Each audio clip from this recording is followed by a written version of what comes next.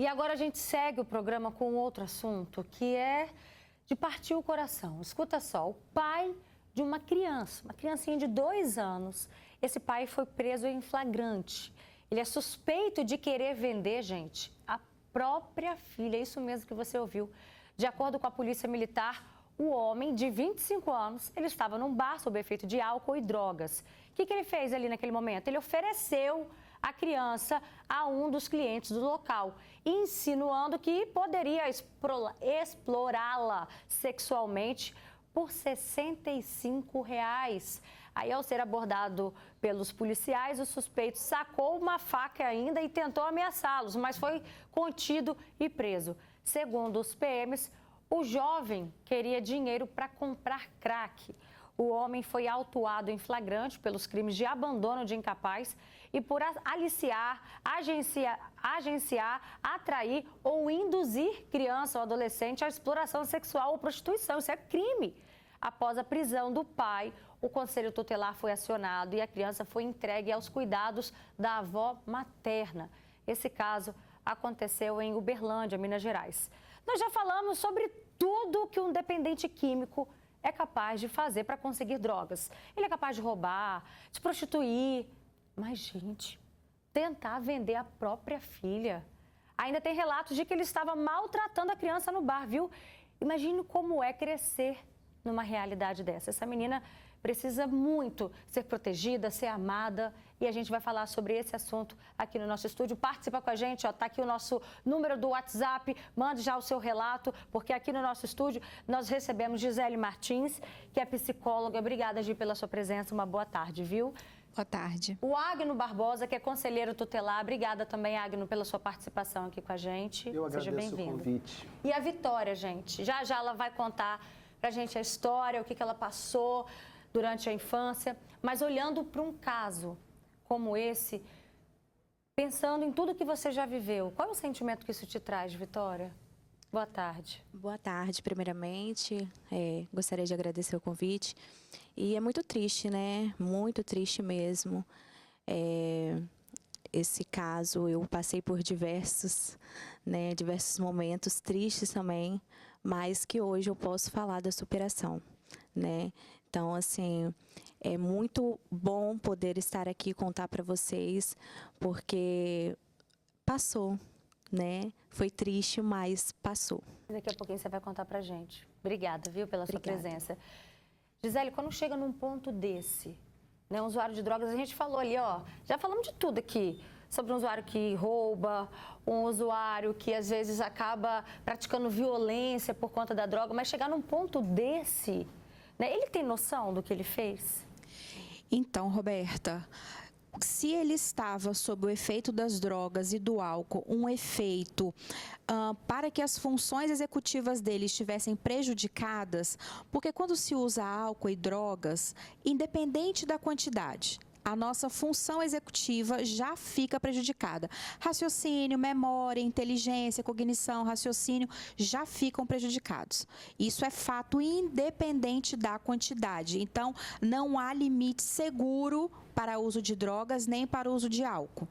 Se ele estava numa quantidade muito superior ao que se pode chamar de talvez minimamente tolerado, ele não tinha essa noção. Por quê? Porque o pré-frontal, que é a nossa região aqui da testa, do córtex pré-frontal, que é o centro da nossa inteligência, é o centro do nosso raciocínio, é o centro do nosso planejamento, é onde as nossas ações racionais são elaboradas antes do comportamento propriamente dito, elas estavam alteradas. Então, ele não tinha, do ponto de vista raciocínio lógico, noção e a envergadura daquela ação que estava sendo tomada. Porém, isso não vai se justificar e nem isso vai amenizar o fato dele estar cometendo um crime. Até porque ele não tinha nem que estar com essa criança, né, Agno? Porque ele estava ali. Se ele é um dependente químico, essa criança junto com o pai, né, nesse tipo de ambiente, num bar, não era nem para essa criança estar com esse pai, né? Para começo de conversa. Boa tarde. Boa tarde, Roberto, mais uma vez. Perceba-se que essa família ela está fragilizada. É todo um processo que vem por trás disso. Vê na internet hoje essa notícia, as pessoas estão se perguntando onde estava essa mãe, onde estava essa mãe, por que esse pai ali estava naquele momento. É claramente tipificado o artigo 133 do Estatuto da Criança e do Adolescente, abandono de incapaz. Ele colocou aquela criança sobre uma situação de risco. Ali não é local. A pobreza não é motivo para tirar uma criança do seio familiar, uma falta de higiene no lar, isso não nos leva. Nós frequentamos, infelizmente, alguns lares hoje que têm essa necessidade de uma higiene básica, mas o uso de drogas nos traz, sim, a retirada do seio familiar ou a substituição em colocação em família substituta. E Vitória, o que você traz de memória da sua infância? O seu pai, que já foi usuário, já foi dependente químico, hoje ele vive uma nova vida, mas quais foram as marcas que isso deixaram na sua história, na sua vida? Muitas marcas, né? Eu vou citar algumas. A fumaça, porque ele usava dentro do quarto, né? Então, o medo de alguém vir ceifar a vida dele e a gente eu e minha mãe, né, estarmos ali no momento. Então, muito medo.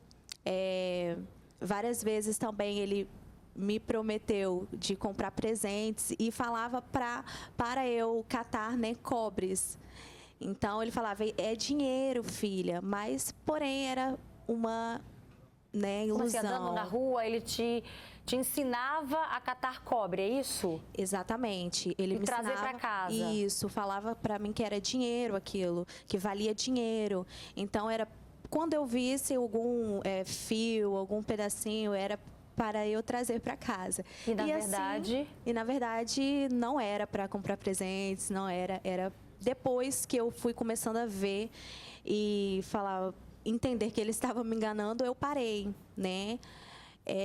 Com quantos anos que você começou a ter essa percepção do que seu pai, na verdade, fazia com o dinheiro? O que ele fazia, na verdade, em casa? Com quantos anos?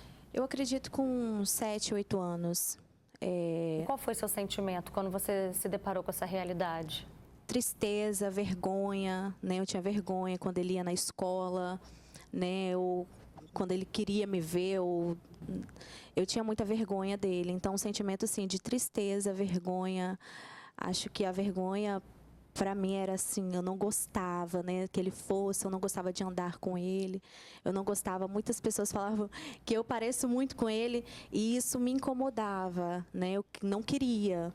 Mas, com o tempo, ao crescer e depois que tudo na nossa vida mudou, hoje eu consigo entender, como a nossa psicóloga que disse, ele não estava consciente. Então, eu entendo isso hoje, eu entendo também o que ele passou na infância dele, que depois eu fui saber, né, da história.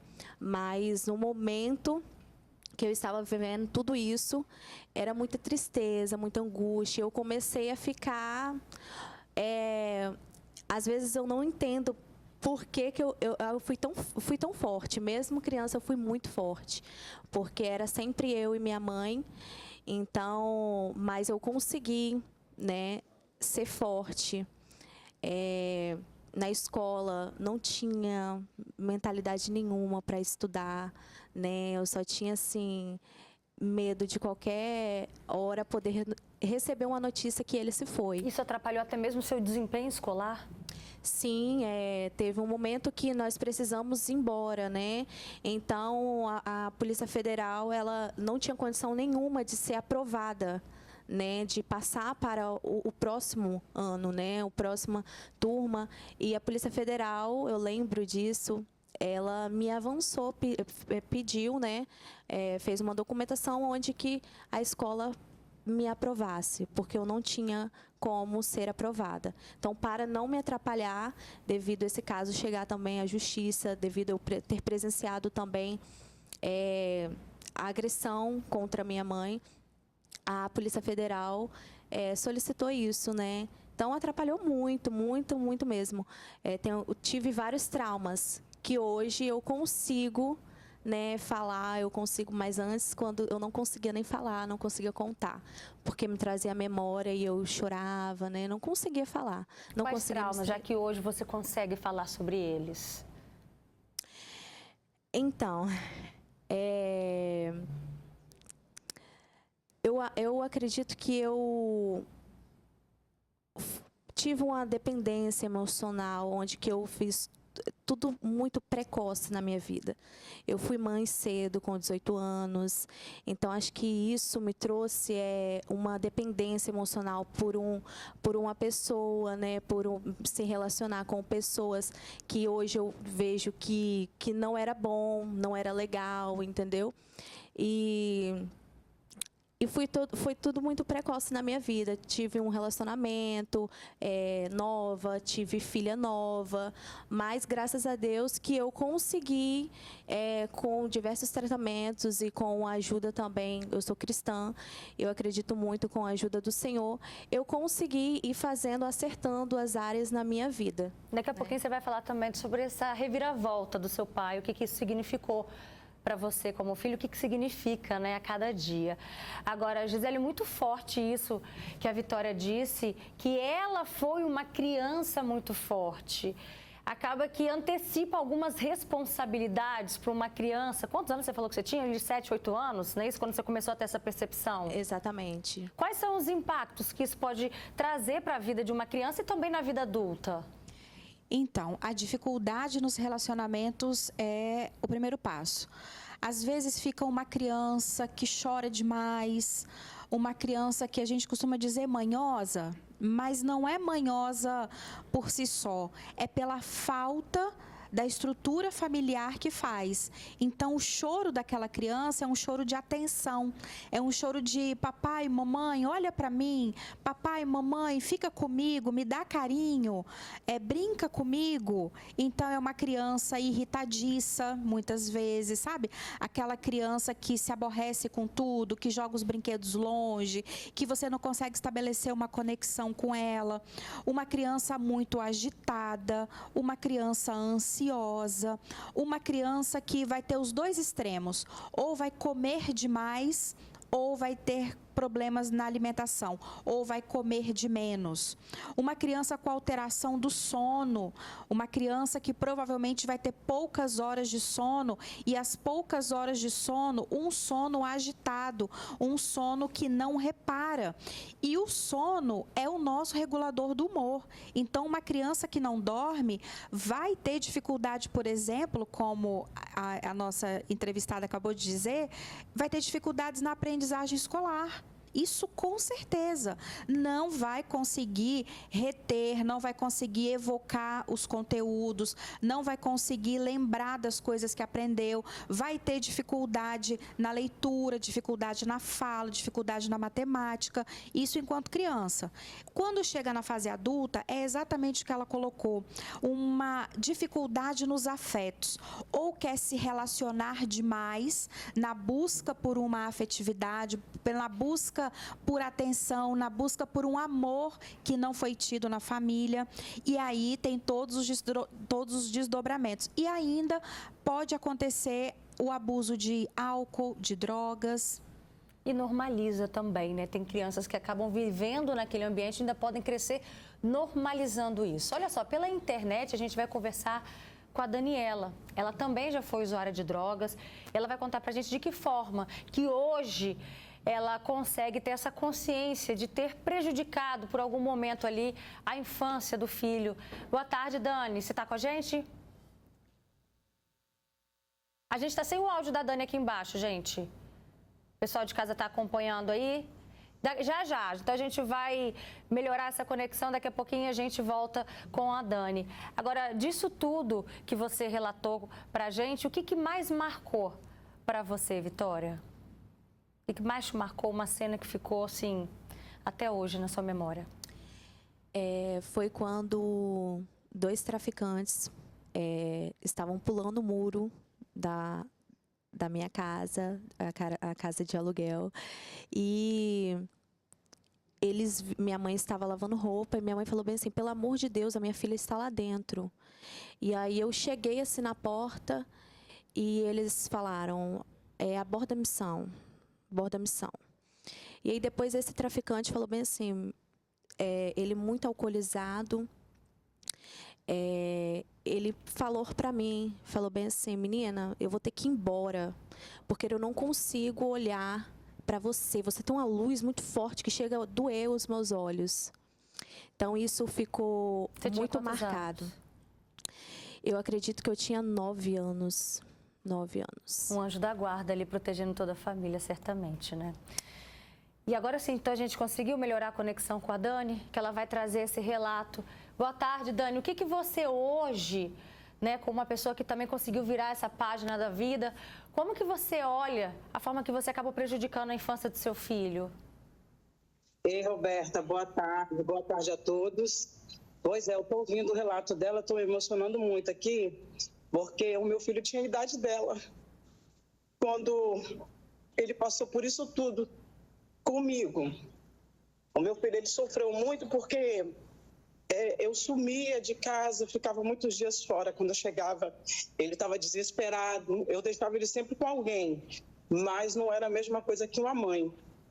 Eu lembro o desespero que ele ficava, ele me abraçava e falava, mãe, não sai. Ele tinha muito medo de me matarem na rua, ele tinha muito medo de acontecer alguma coisa. Meu filho ele não tinha endereço fixo, porque eu mudava muito, um dia na casa de um, outro na casa de outro, não tinha paradeiro. Coloquei ele em situações muito complicadas e até mesmo de risco, devido ao uso excessivo da cocaína. Porque no meu caso eu usei muita cocaína.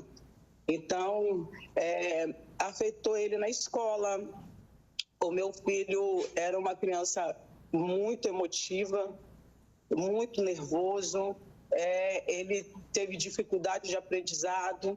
Hoje ele tem a idade que ela teve quando passou por isso.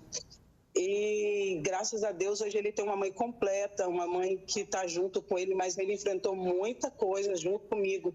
Todo o meu processo ele sempre esteve do meu lado. Eu perdi guarda de 2 filhos, entendeu? Para o pai, devido ao uso das drogas, entendeu? Eu agradeço ao Senhor que ele é um pai exemplar. Eu não tive condições de cuidar.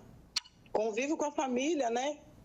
O respeito, você perde tudo, a droga te leva tudo, ela arrasta você para um buraco que se não for a mão do Senhor e se não for o apoio de pessoas que te amam, você não consegue sair de lá.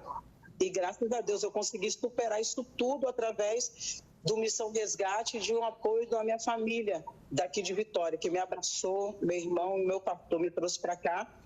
E hoje a gente está aqui para a glória de Deus, cuidando de outras pessoas que passam pelo que eu passei lá atrás. E hoje, como que é a sua relação com seu filho?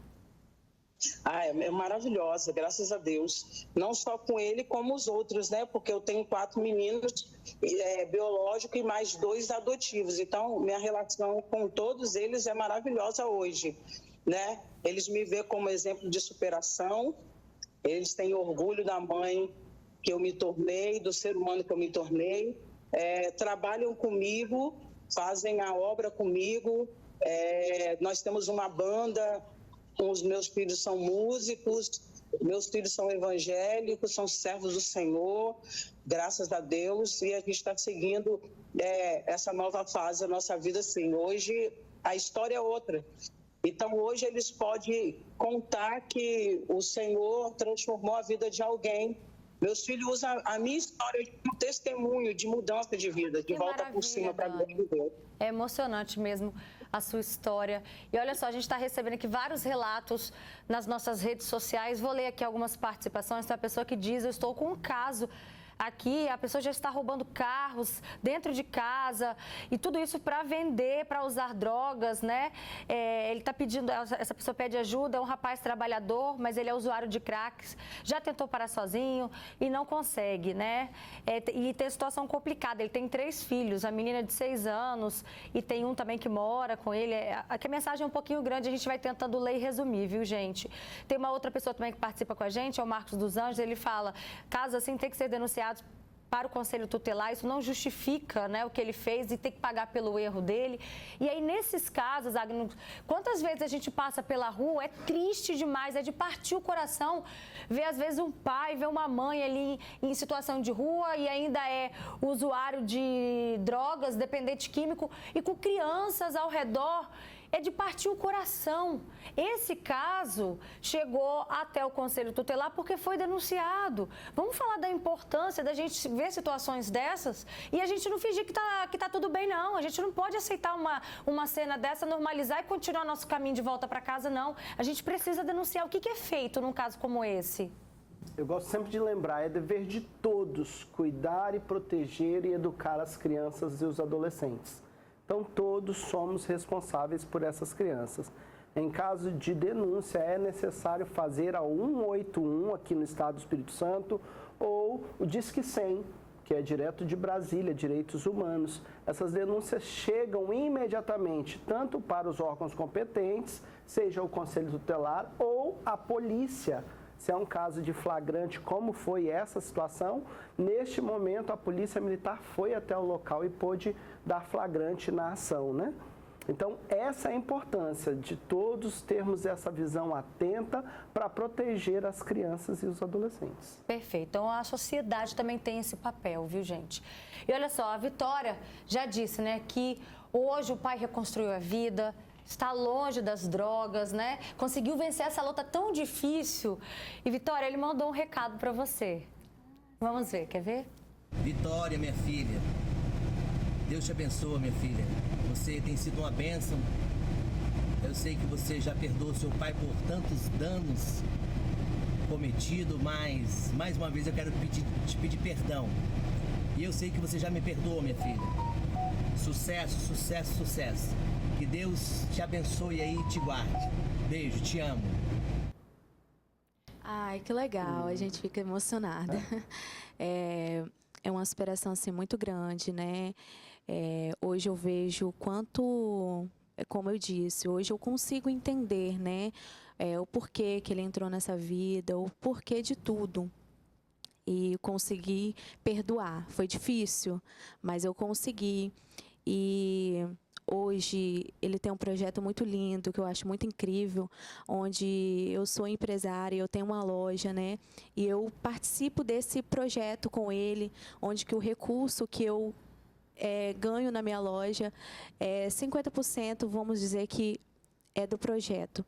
E ele faz cruzadas evangelísticas e nós fizemos, a última foi em Terra Vermelha, onde que nós podemos levar a palavra do Senhor, né, para vidas, para traficantes, uma região muito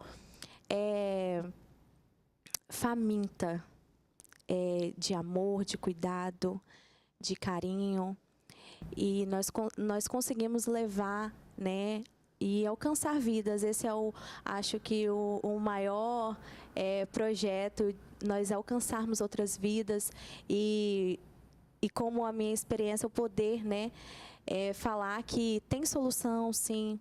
Não é fácil, mas existe solução. Basta querer, né, e ter força de vontade. Para tudo, né? E você tem um irmãozinho, né, hoje, né? Tenho, Neemias, ele tem 7 anos, depois de 14 anos, depois que a nossa família foi reconstruída.